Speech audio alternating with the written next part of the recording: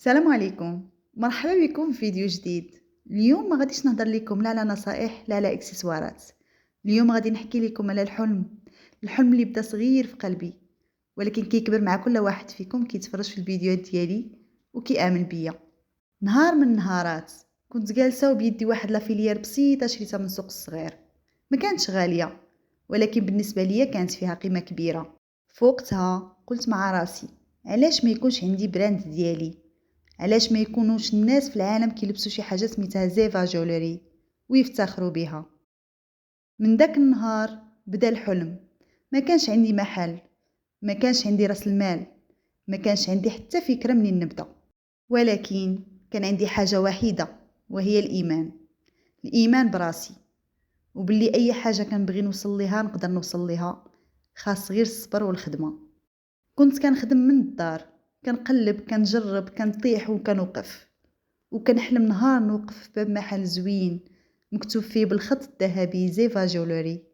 كانت صور داك الباب كيتحل، الزواق، الاضواء، الفيترينات عامرين بخواتم وسلاسل من القلب، وكنشوف ناس داخلين كيشريو كيسولو وكيقولوا هاد البراند ديال وحده مغربيه بدات من والو قدرات انها توصل.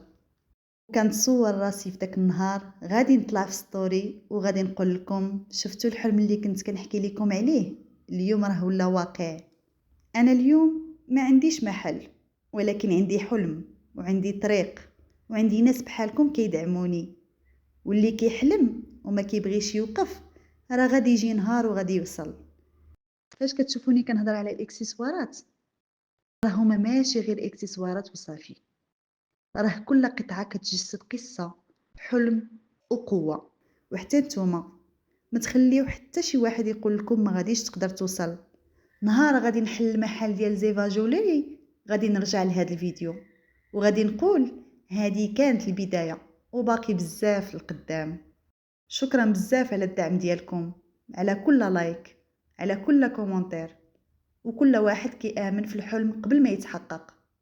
ما تنساوش، الحلم راه ماشي مجرد فكرة، الحلم هو طريق، واللي بداه راه إن شاء الله غادي يوصل. وغنخلي لكم سؤال حتى تجاوبوه لي في التعاليق، شنو هو الحلم اللي باقي عندكم مخبيينه في قلبكم وباغيين تشوفوه واحد النهار في الواقع؟ ما تنساوش تشتركوا وتبارطاجيو هذا الفيديو مع اي واحد محتاج شويه د الامل، وباذن الله نشوفوا بعضياتنا في افتتاح المحل. بسلامه.